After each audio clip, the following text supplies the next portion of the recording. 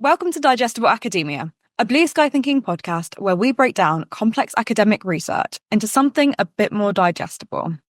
Each week, we will choose a topic to discuss and do a deep dive into some of the most interesting articles published on BlueSkyThinking.com about that topic. We'll be discussing the findings of the research and why it's relevant to you. I'm Chloe Lane, and I'm joined by my co-host, Kerry Ruffle. And today we are also joined by Senior Account Executive at BlueSky Education, Georgina Tierney. Welcome, Georgina. Thank you. Good to be here.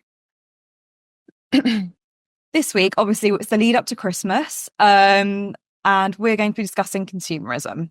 So we'll be talking about the shrinking size of Toblerones, why Klarna might actually be making you spend more, and when to leave an image when you leave a review. So, Gina, have you started your Christmas shopping this year? Yeah. Not properly.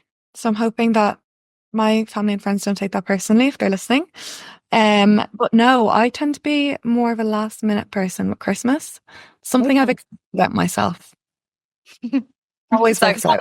are we talking? Are we talking the week before Christmas or? Not that bad. No. Like 2.5 weeks before Christmas.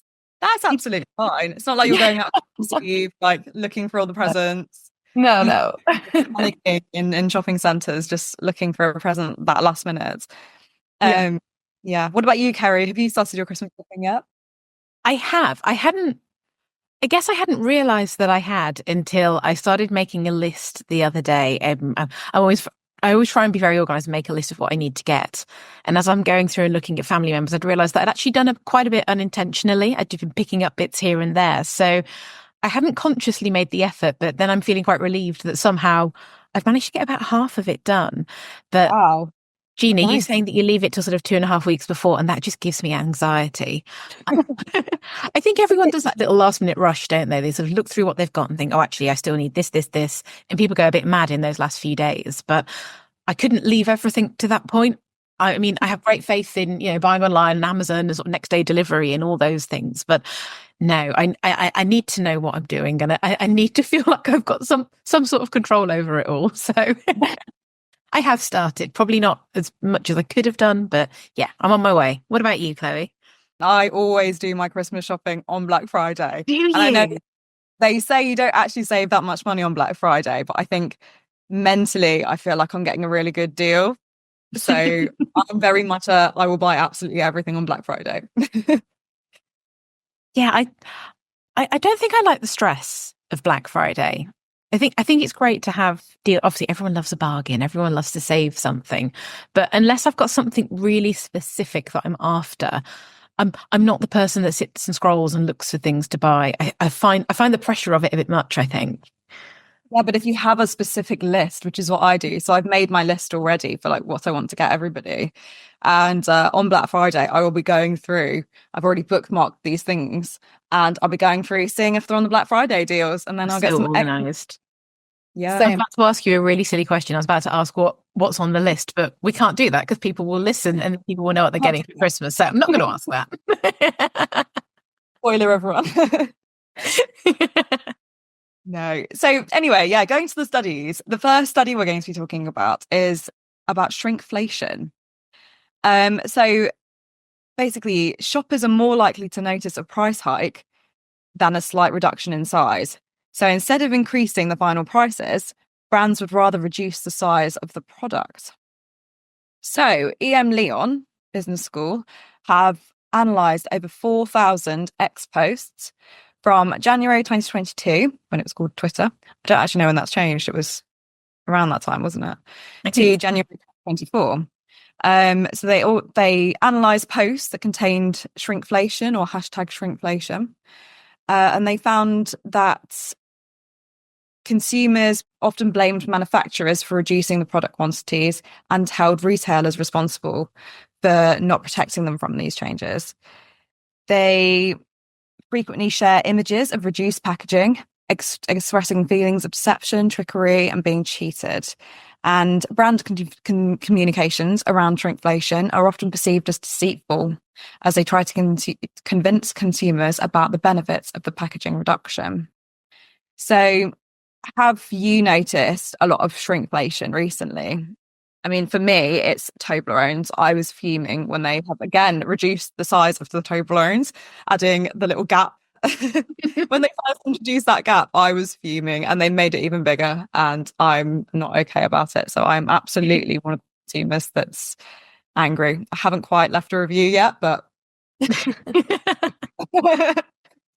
you're not far off, are you? Yeah. I do think it's the sort of thing that you always see around Christmas. In my mind, the mental image is that post that you see on Instagram or of Twitter, and you've got the tubs of Quality Street, for example, and you've got sort of 3 in a row, and they're like Russian dolls, aren't they? You've got the really big one from the 90s, and then you've got the one from the early 2000s, and then you've got the really skinny one, which is the new modern one, and people being outraged because that's the size of the tub this year and the price hasn't changed. And it is, there's no denying that it's a fact. It happens. Companies are charging the same price or maybe a little more for effectively less product, and that's always going to happen. Cost of living and things. Prices are going up. We know that across the board. We've all seen the research. We've all seen the news. So it's not that surprising that we're paying more for less. I do think the study is really interesting in terms of the perception of that, in terms of sort of that deceit and that trickery that the consumer might feel because of it. Yeah. Would you rather them just be honest about it then and just put the price up, or say you're actually getting less, rather than try and trick you with these, the changing the packaging and making the actual product smaller so you think you're getting the same thing? Or would you rather them just be honest about it? I think it's a really tricky line for a retailer or a company to be able to tread, because if you hike the price, like the research clearly says, customers notice that. And if they notice a huge price hike to get essentially what is the same product, so they're getting the same size, the same amount of sweets in the tin, they are going to feel a little bit gypped over that. Why am I spending more for the same thing? They might go elsewhere. So it's a tricky one for a company to try and straddle. Whereas if you are reducing things, you have to, I guess, tread that line of doing so honestly. You can't misrepresent your product, of course, but also doing it with as minimal level of disruption as possible. I mean, I don't think companies can ever actually hide it. That's highly deceitful. There's obviously a lot of legalities involved there.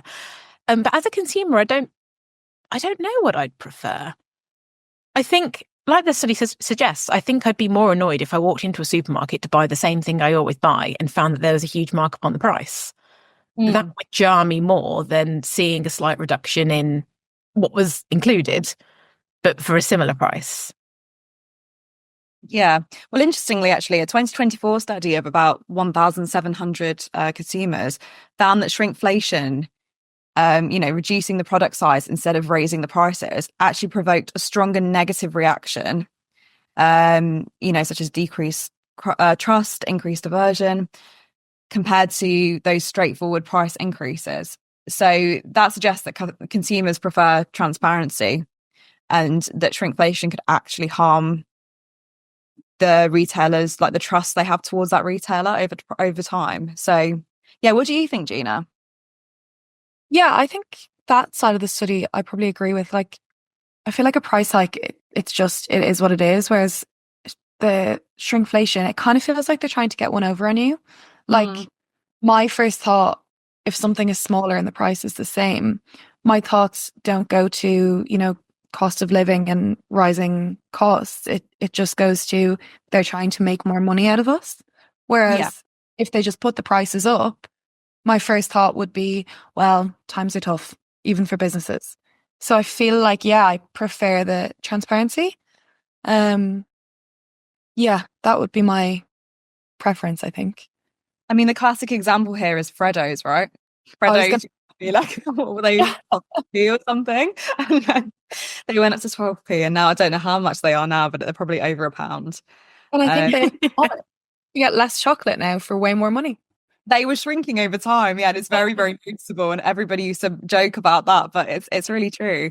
And I think a lot of manufacturers as well tried to hide it with saying it's better for other things as well. So give chocolate as an example.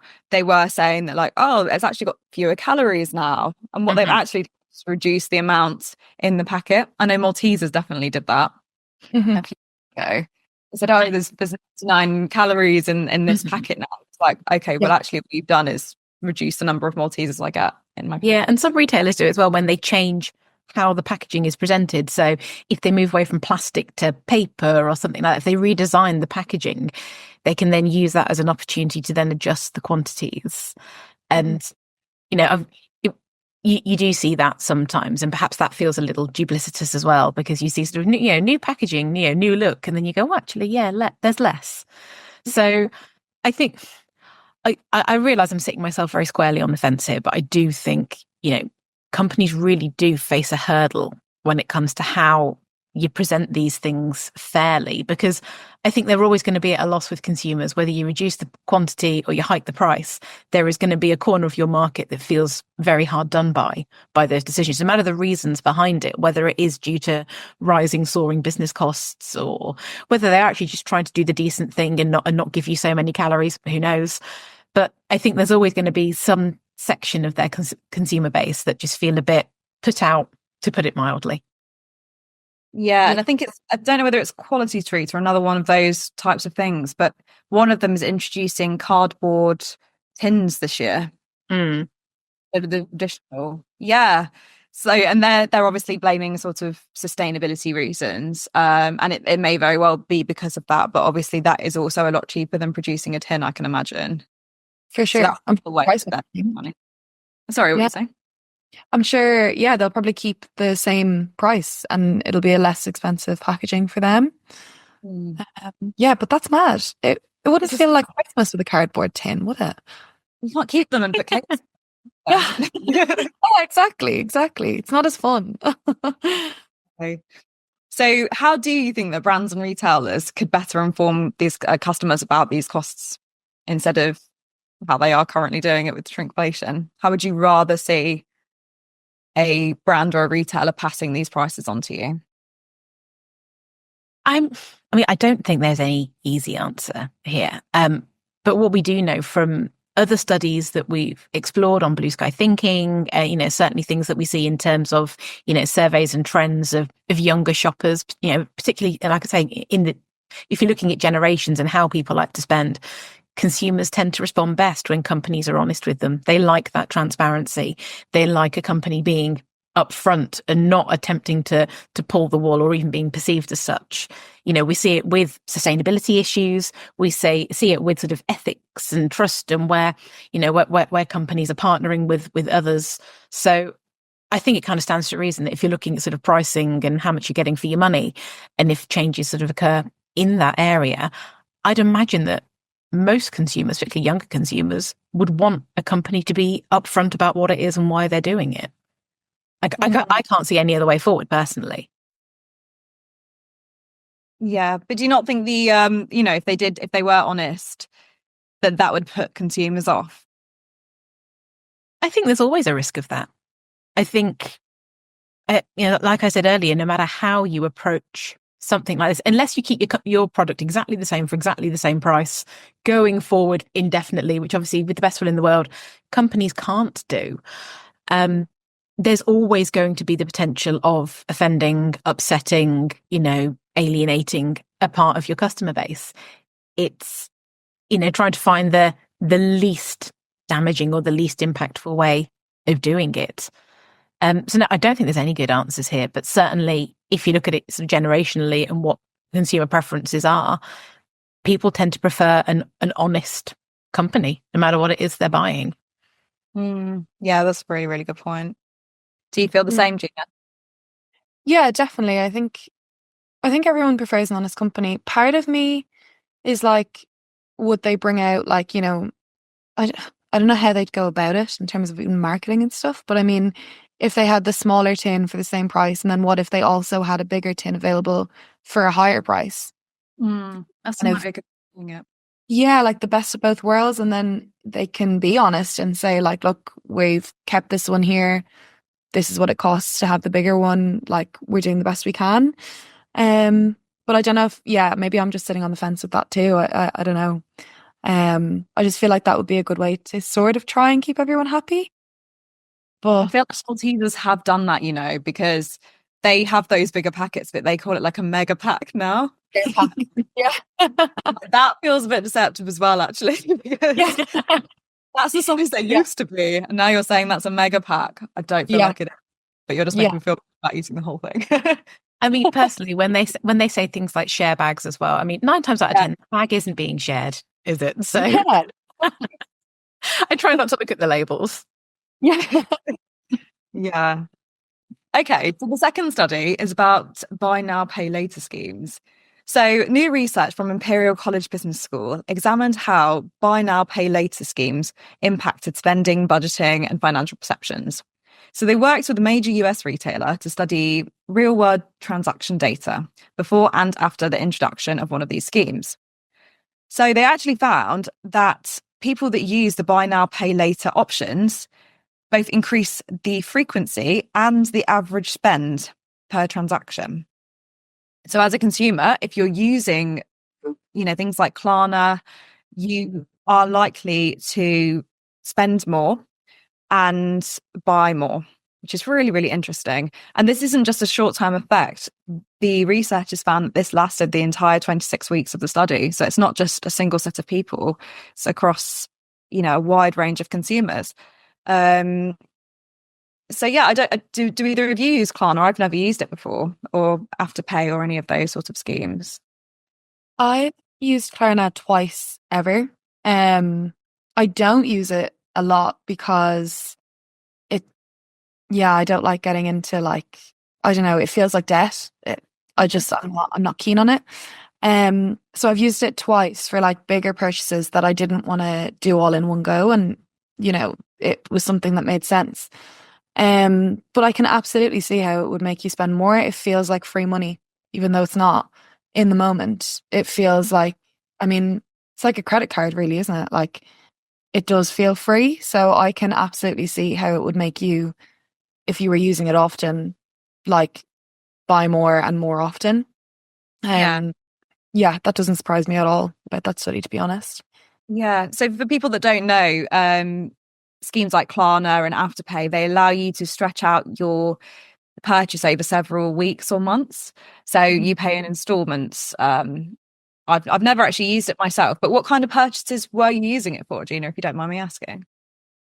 It's whether really embarrassing. Oh, I can't remember properly. I think one of them was like, it was like for some sort of a like day tour thing. It was like, I can't actually remember what we did, but it was something in London. It was like a day out, like some sort of a boat trip, maybe. I don't know. But I can't remember. I think it was going to be like £300, and I was able to Klarna it. So it was 100 each month, which was just more feasible for me at the time. But yeah, I can see how it would get you get into murky water, I think, if you're using it like little and often. Yeah. So you mentioned it feels a bit like free money. And actually, that's exactly what the study kind of found. They said that buy now, pay later schemes help people feel less financially constrained compared like just paying in a one lump payment. Yeah. Which is exactly what you said, really. Like they said that the reduction in perceived financial constraint make payments appear less costly and give people a greater sense of control over their personal budgets. And this translates into greater and more frequent spending. So yeah, I mean, Kerry, have you ever used any of those sorts of schemes? Not like Gina, not commonly. I think it's not a completely alien concept, is it? I mean, Klarna certainly aren't the first company to offer a way of splitting your costs for a big purchase. I mean, you think about if you go into a department store and you buy a big piece of furniture, whether it's, you know, white goods like a washing machine or whether you're getting a new sofa, typically that store offers you some form of credit line, and they say, okay, well, you know, you can buy now, you can take it away, so you don't have to pay anything for the first year, or they say you can split it into monthly payments, and it's a good way of giving customers more access, because they don't have to take the hit all in one go to buy the sofa, the bed, the mattress, the washing machine. So it increases their custom because people, you know, it's more accessible. And it keeps sort of, for companies as well, it keeps the money coming in on a regular basis because they're getting these smaller payments month on month on month. So there's benefits all round from that perspective because it gives customers greater access.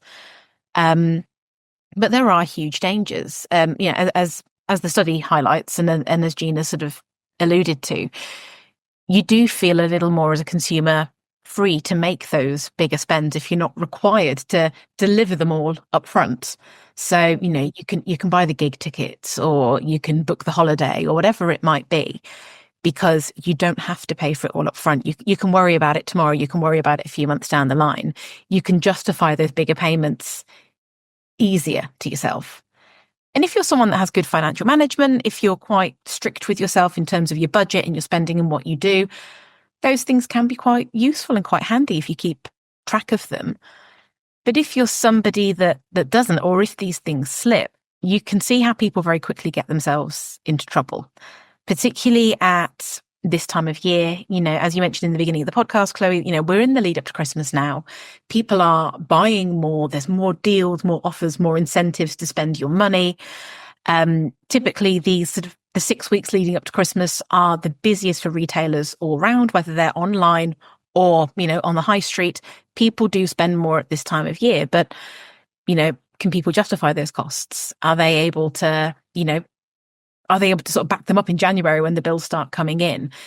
There's a lot of pressure on people to spend at the moment. And if there is something that's being easily offered, like Klarna, that can help make that spend easier, I can see why people take it up more and more.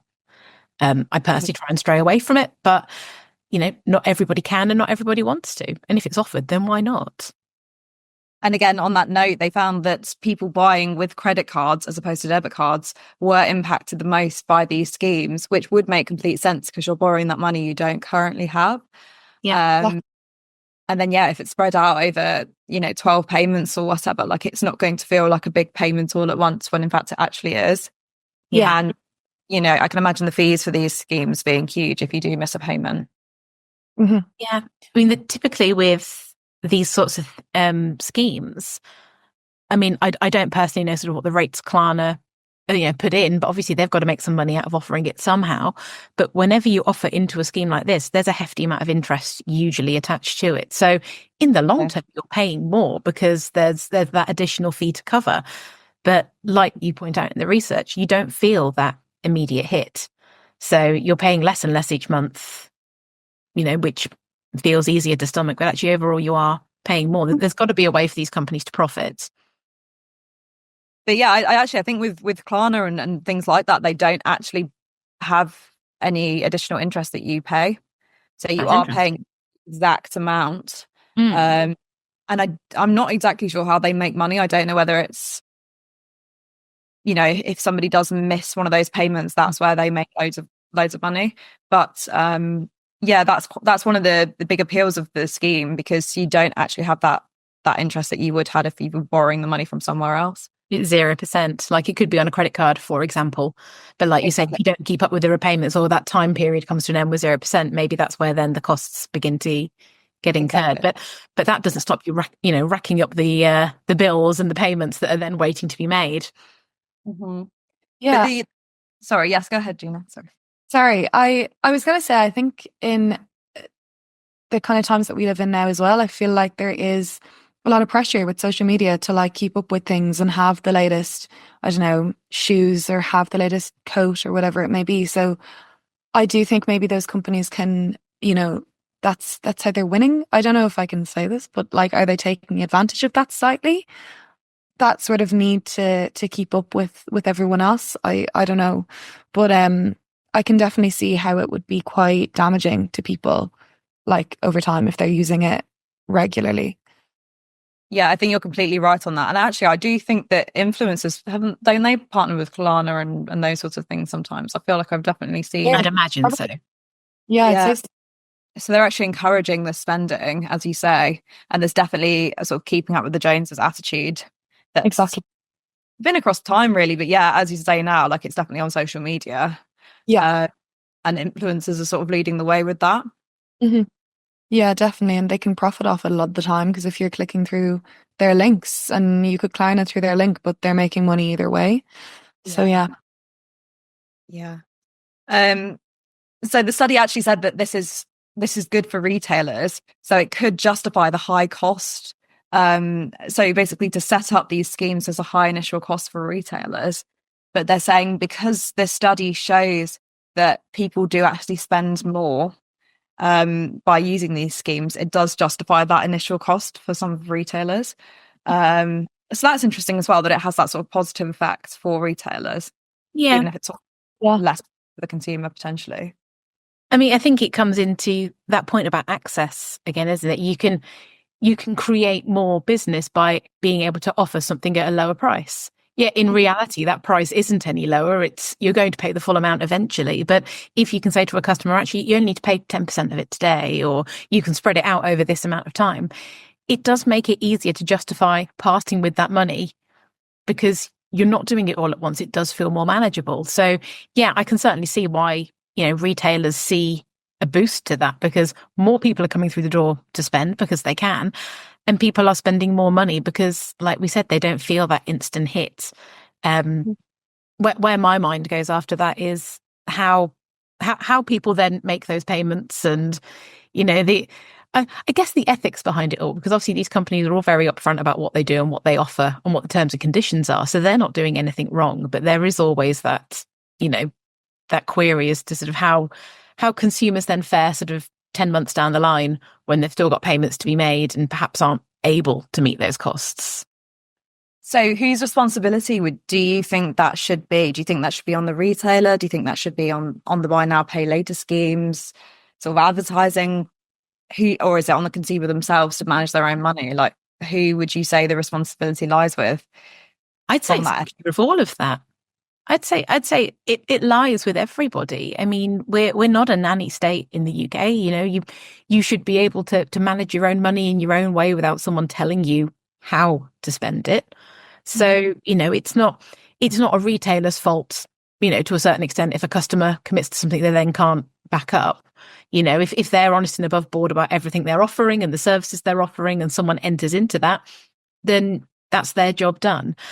But I think in the same way that, I don't know, perhaps in the same way that, you see nutritional requirements on food and sort of, what the dangers are, or there's the warning on the packet of cigarettes about smoking.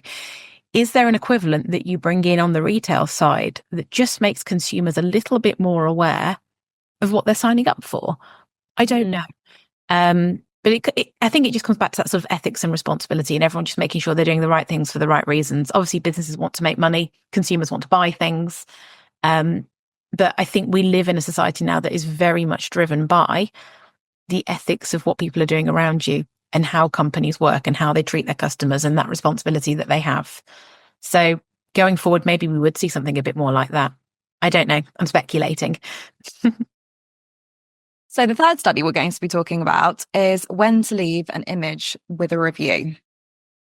So obviously we know more and more companies are encouraging us to leave written reviews and images to help other customers and encourage them to buy the products.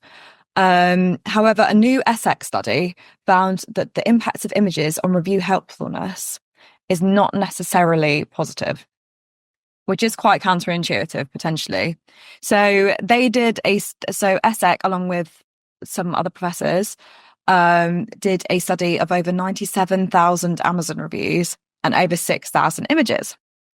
The researchers found that companies should especially encourage users to leave a written image when the review is positive, as this boosts review helpfulness by 85%. And they've also found that if the reviewer has a good reputation, images can enhance helpfulness by up to 400%. So really, really helpful to leave a review if you have a good reputation as a reviewer. Particularly for hedonic products, such as luxury or pleasure-related items, images could boost helpfulness by up to 50%. And images that show the product in use can also be particularly useful. However, if you're leaving negative reviews, images can reduce the helpfulness. So this is really interesting, I think. So obviously images do have a huge effect on whether or not people will buy an item. Have you found this to be the case when you're purchasing an item?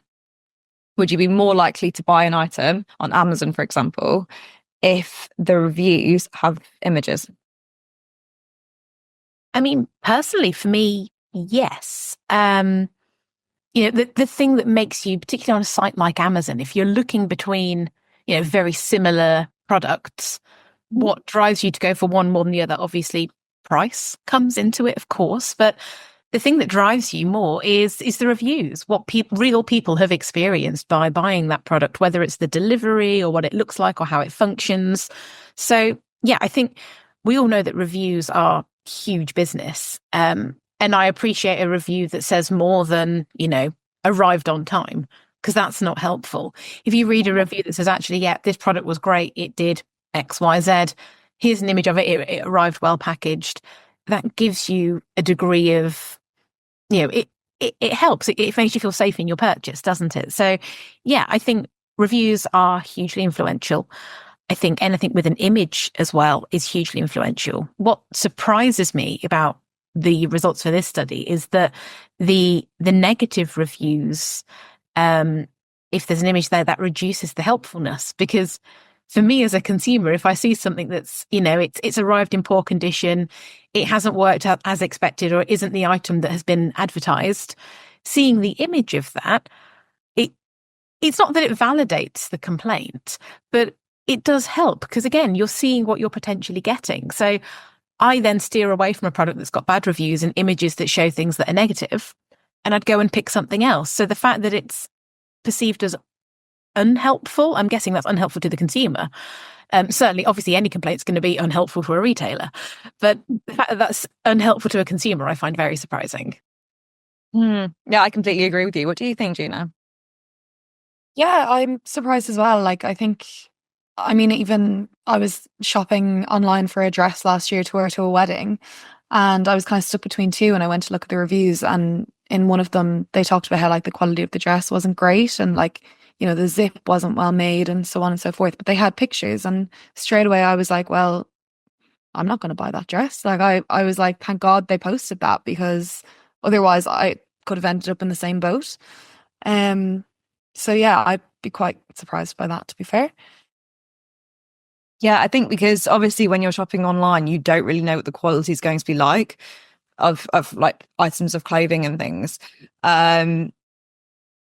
But yeah, they've said particularly for fashion and cosmetics, images can reduce the perceived helpfulness, which again, I'm really shocked by, because like you say, Gina, if you're looking to buy a dress and you see that it's a bad quality material or the zip's not very good, you then wouldn't buy that, right? But have you got any idea why this could be?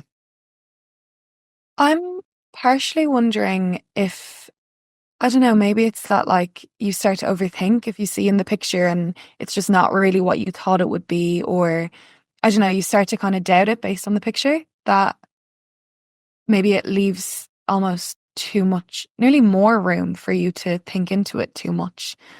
Maybe it's the unknown. You can have this image in your head of what it might be, but seeing the picture makes it a bit more real. I don't know. Yeah. I guess equally is surprising. Sorry to interrupt, Kerry. No, you're fine. Is the pictures on the positive reviews increasing the helpfulness? For example, I was buying packing squares on Amazon. I'm going on holiday soon, and I was trying to decide between two separate companies with very similar packing squares. I don't think particularly an image there would really make a difference for me. They were similar prices. I think they probably look the same in an image. I don't think that would help me that much either way. So in fact, I'm surprised by this study, because I kind of think it would be the opposite. If it's a good quality product, there's a picture of it, doesn't really help me as much. What do you think, Harry? I think it all depends on the product, doesn't it? Very much so. And we all know that reviews are hugely influential. They're really big business. Because of course, a company is going to say that their product is fantastic. It's the best on the market. They're going to be doing all they can to encourage you to buy it. So they're going to be talking about its attributes. And obviously, from the company side, if they've got an image to share, they're going to share it in the best possible light, in the best possible settings. They're going to point out all the fabulous things, not draw attention to any setbacks or flaws or potential issues. So as an online shopper, or for me as an online shopper, I go to reviews because it's like asking your friend for a recommendation, isn't it? It's finding out what real people have found out about or experienced in buying that product or trying that service. So, I do find them useful. And if you're right, there are certain things where an image isn't really going to make a lot of difference. Something like a packing cube, they all kind of look the same. They do a very low level job. It's sort of functionality. You're not buying them for aesthetically pleasing reasons. So a photo there probably isn't going to do a lot for you. A written review saying, actually, yeah, they're really good quality, they're sturdy, they arrived on time. That's the thing you're probably going to be more motivated by. But as the research talks about here, and they look at things that are experiential products, things that are pleasing, whether it's fashion, cosmetics, days out, whatever it might be, pleasure related items. I can understand why having a photo there is part of the reason to help you buy it, because like Gina said with the dress, if it's poor quality, you're going to steer away from it. If you see something that's got a duff zip or sort of cheap looking fabric, or you're going to think, oh, okay, actually I could spend my money better elsewhere. And maybe it does introduce that debate that like Gina was talking about, that almost too much information. What do I buy now? I'm overwhelmed by choice. Maybe I shouldn't do this. I've got too many opinions. And then maybe you just duck out and buy something else because it's simpler. I've certainly been the person that's done that. I've been confronted by too much choice. It's like going to a restaurant, opening up a huge menu and going, I don't know what I want to eat. Yeah, I am that person. If there's too much choice, I go for simplicity. So yeah, I realize I'm contradicting myself massively here, but photos where the product needs them, I think are hugely, hugely helpful. Yeah. I think that's the thing though, isn't it? We don't necessarily know as consumers what makes us buy a particular product. Maybe we're just drawn to it, but it's this subliminal sort of thing. Like maybe an image is helpful and we actually don't recognize that. We just are more likely to buy it after viewing the image, and we might not necessarily correlate those two things. So the study says that online retailers should be selective in encouraging image editions. They should offer tutorials on how to leave an effective review, particularly for those who write those detailed reviews. So maybe people that tend to review lots of products in a lot of detail, they could benefit from a sort of a tutorial telling them how to leave an effective review that's actually going to be helpful. But I would ask who is actually going to watch those tutorials on how to leave an effective review. I know I wouldn't, but I'm also not probably the people they're targeting here. You watch a tutorial on how to leave an effective review? I would personally. No, Wouldn't. I don't need someone to tell me how I experienced a product, and I'm not looking. I guess I don't know. Maybe I am looking to help someone else when I write a review, but no, I couldn't imagine sitting through a tutorial. I guess as well, like some people only leave reviews when they've had a very positive or a very negative response to something. So maybe reviews are quite biased in the first place. You're not going to be like, yeah, it had good points and bad points, which I guess most products or services will have. It will be one side or the other, right? So that is another thing to consider. But yeah, it's a very complex study, I think, and it is quite contradictory. So yeah, it's interesting. I think coming back to the, like you say, we're the time of year that we're in now, and the fact that people are spending more, retailers, they do rely on reviews, particularly when you consider, how much option there is for the modern consumer these days. Most of us do our shopping online, rather than going to high street stores. And if you take a marketplace like Amazon, like this study looks at, the sheer amount of items, the sheer scale of what you can buy and how many different options there are for essentially the same thing, it makes it highly competitive. Never mind for the consumer trying to work out what on earth is the best option to pick from. If you're a company, particularly a small company, trying to get seen or to get noticed, trying to, do that just by offering the information on your item isn't going to get you very far, because everyone else is doing exactly the same thing. And this is where the reviews are big business, trying to encourage people to leave a review, to talk about their experiences. That is the edge that they can provide over another retailer. And if they've got more 5-star reviews or they've got more comments, they're going to look like the better option. If you're a consumer and you approach Amazon, you're looking at 2 very similar options, packing cubes, for example. I mean, I don't know, Chloe, which ones you picked when you looked at these very similar companies. Did you go for the one with a slightly lower price? Were they all priced about the same, but you went for the one that had, I don't know, 3,000 reviews rather than 300? I mean, what is it exactly. Yeah. But also on Amazon, you can rate, you can sort them by ratings, which is completely based on reviews, isn't it? So it is really important for these consumers to actually get those ratings and those reviews. Yeah. In order to find on that search engine on Amazon. So going back to that last point that you made, saying the study suggests that, or the researchers suggest that retailers should be helping or encouraging consumers to leave reviews, offering tutorials.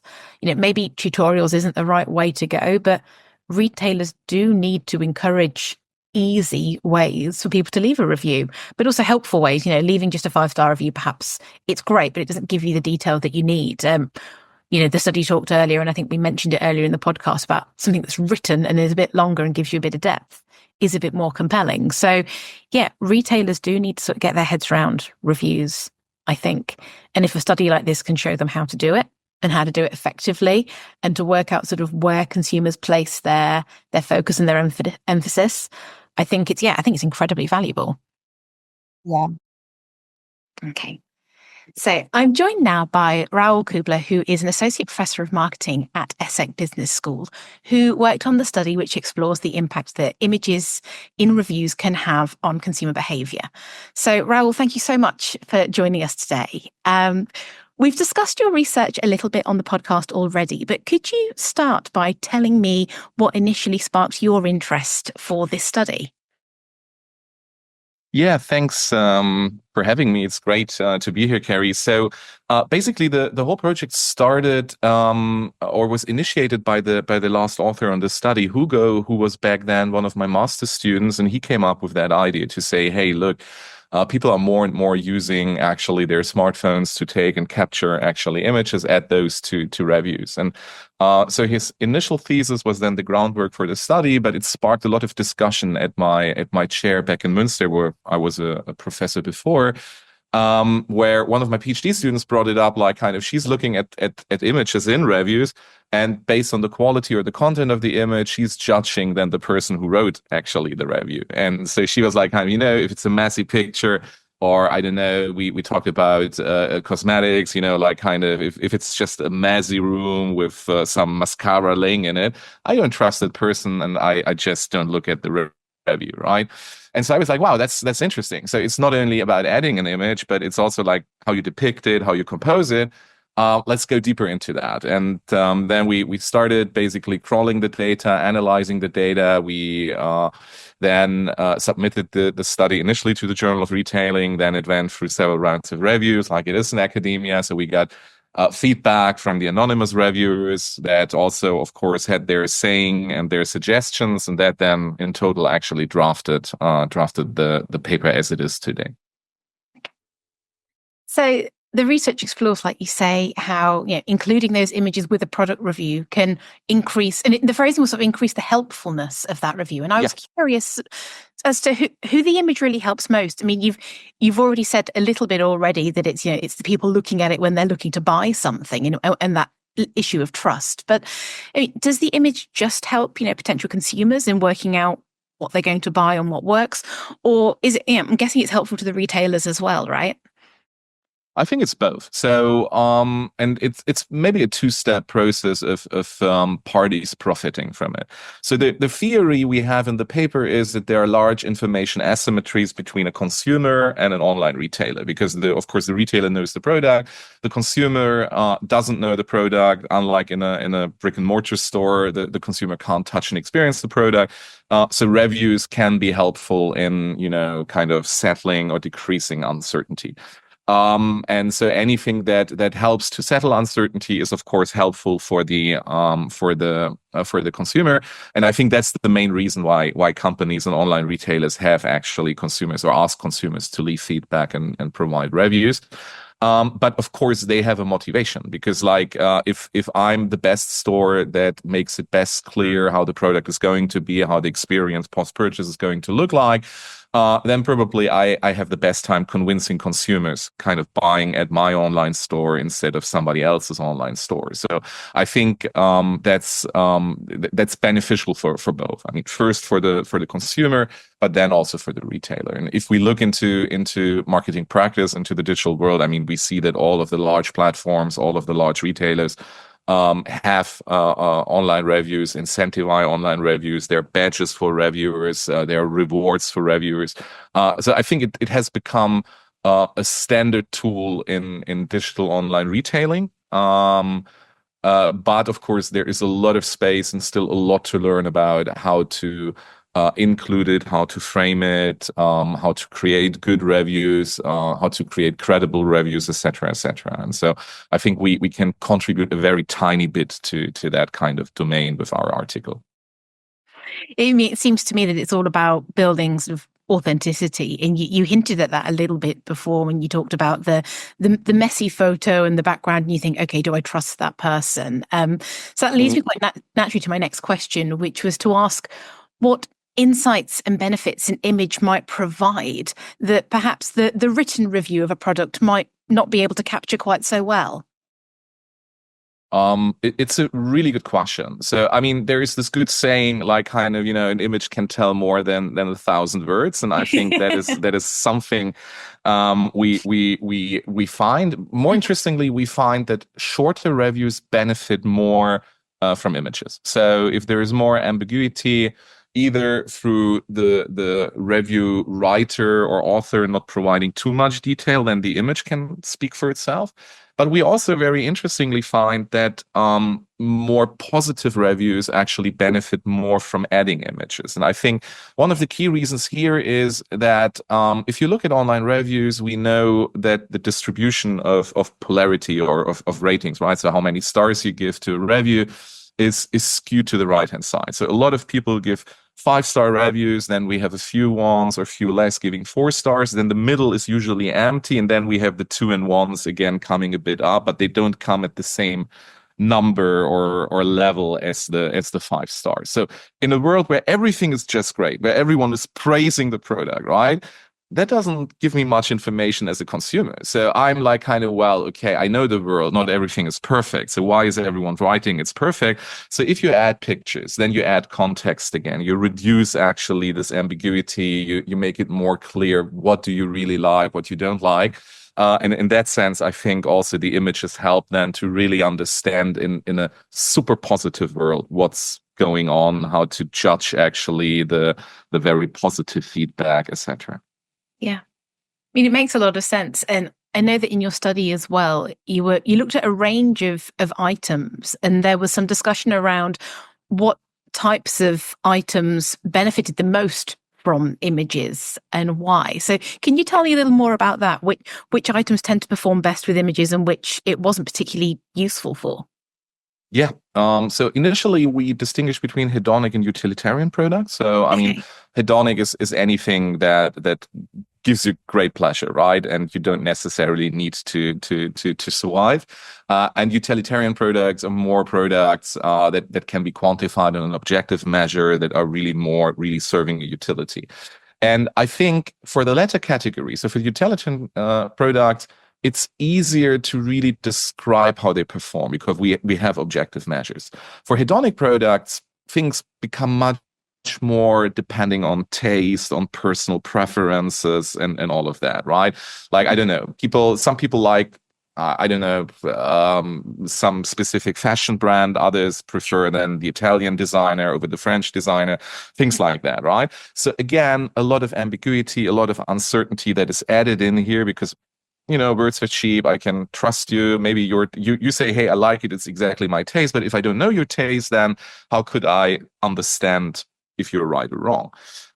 If I add an image, then it makes it more clear. Actually, I get an idea of what you mean, what is your taste, and then I can either relate or I can say, hey, well, that's not my taste, and I look actually for other reviews that display the product in line with my own tastes and preferences, and that then is again helpful for me. So I think that's the reason why we find that, especially for the hedonic products, adding review images has a much higher impact on review helpfulness and consumer reactions.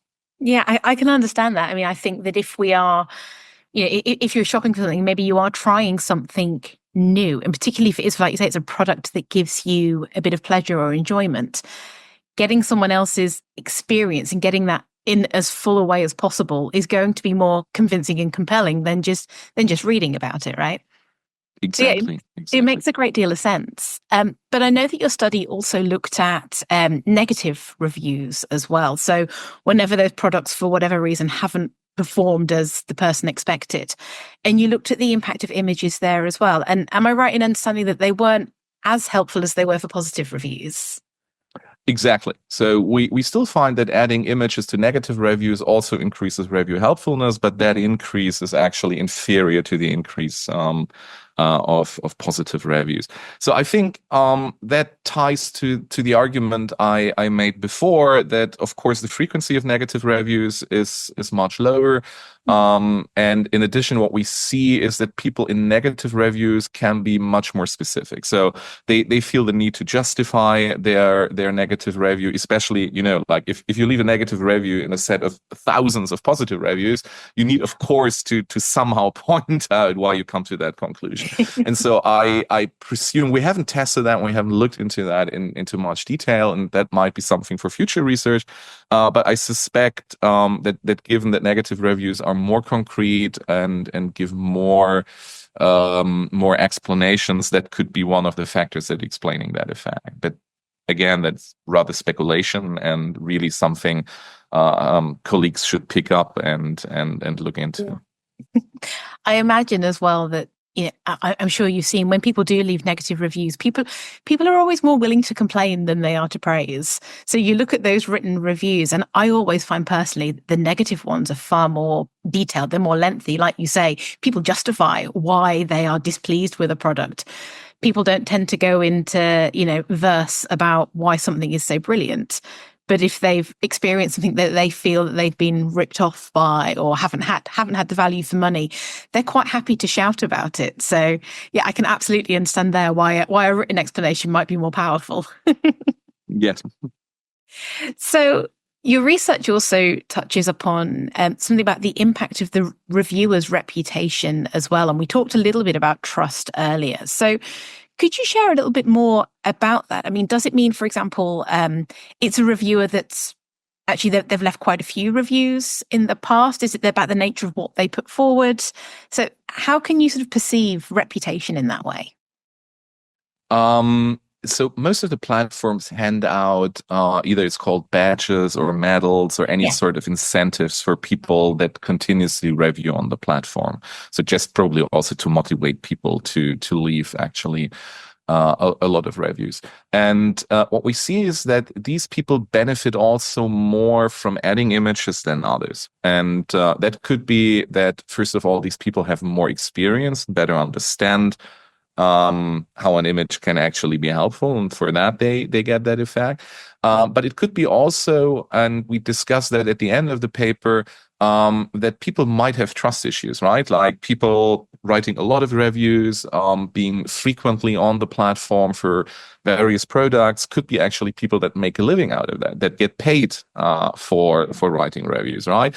And then again, as you pointed it out, authenticity might be actually something, and then adding images showing like you know how to handle a review that you objectively kind of refer to things you show in an image might actually also be perceived as more helpful and reduce that uncertainty about the motivation or the background of the person reviewing or writing actually reviews. So, I think that's an effect that can be very interesting there too. I mean, I do think that's really interesting to consider because, like you say, I mean, reviews are big business. And particularly if you consider online retailers, marketplaces where you have so many sellers trying to, make business, make a profit. There is so much competition, and reviews are a fantastic way of showing why your product deserves a consumer's attention and their money more than somebody else's. But as you quite rightly point out, if they get too many reviews from the same people, and they are rewarding people for reviewing, that almost becomes a bit of a money spinner in itself. And it's like looking at influencers online. How much do you trust them? How much of it is authentic? So, I mean, it strikes me that businesses have quite a fine line to tread here. They need to encourage reviews, of course, but they need to do it in a way that it's authentic. So, I mean, what can businesses learn from the findings of your paper, do you think? Is there any sort of key points or guidance they can take away?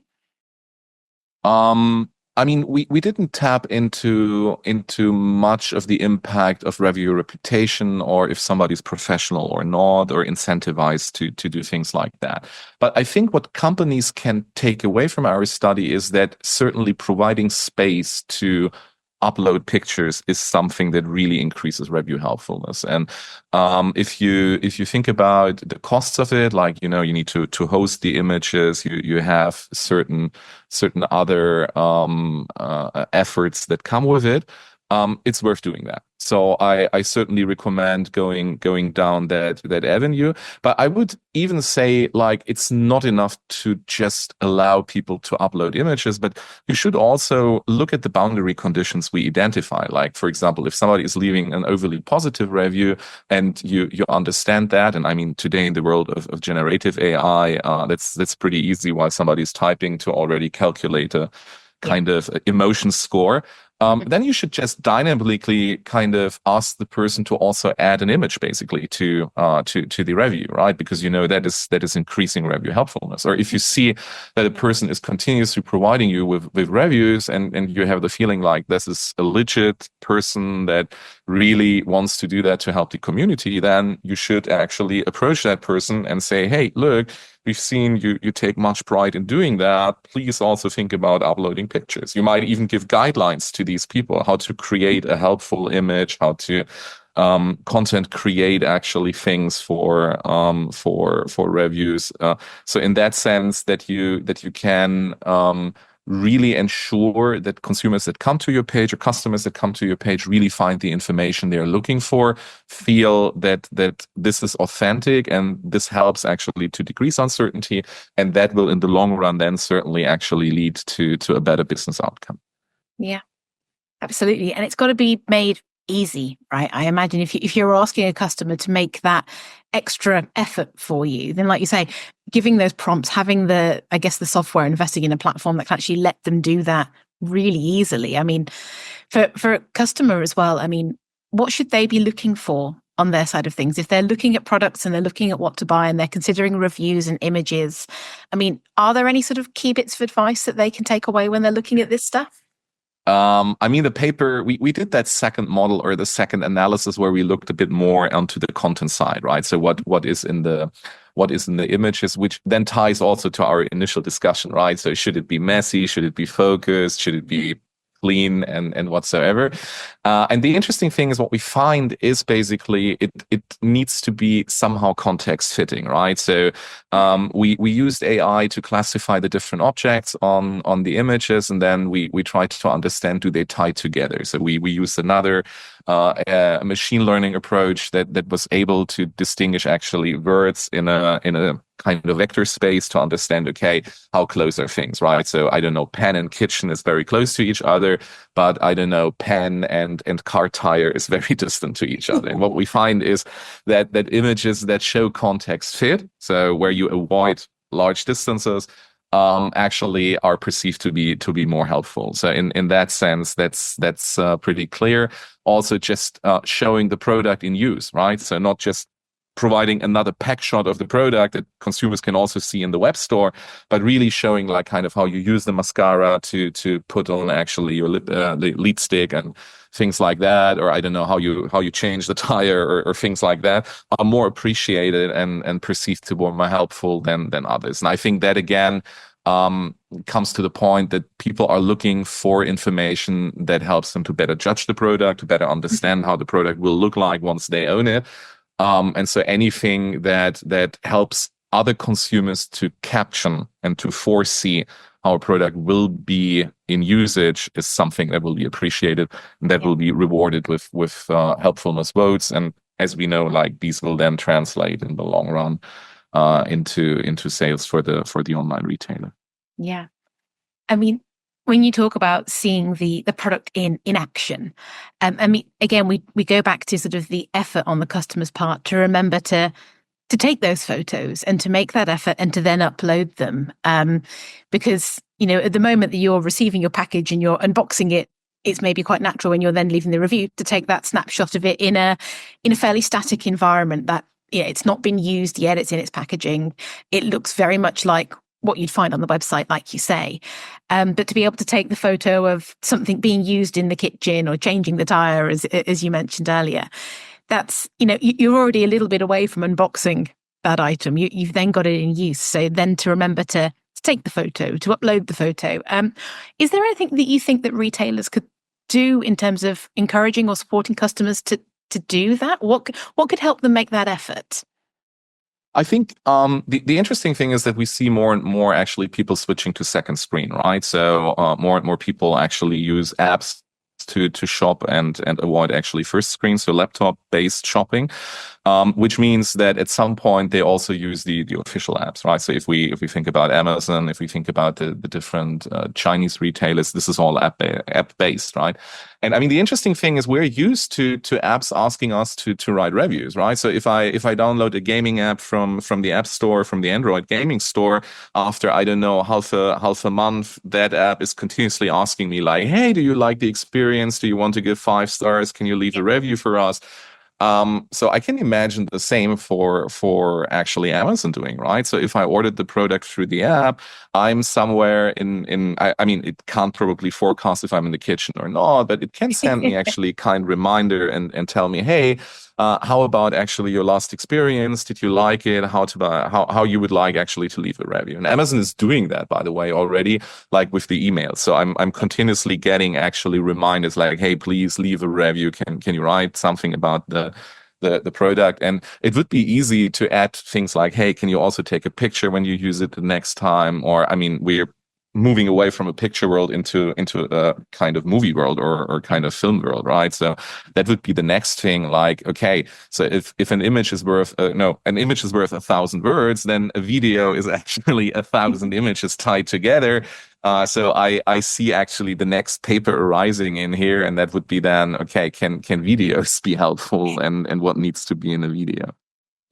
Well, if that paper comes to fruition, if you do take it that way, come back and talk to us about it, because that would be fascinating. Sure, would love to. Raoul, thank you so much for your time today. Thank you so much for having me, Carrie. It was a pleasure. So thank you for joining us today, Gina. It's been a brilliant conversation. Any of the articles that we talked about today can be found on BlueSkyThinking.com. So please go and check them out. And don't forget to like and subscribe to this podcast.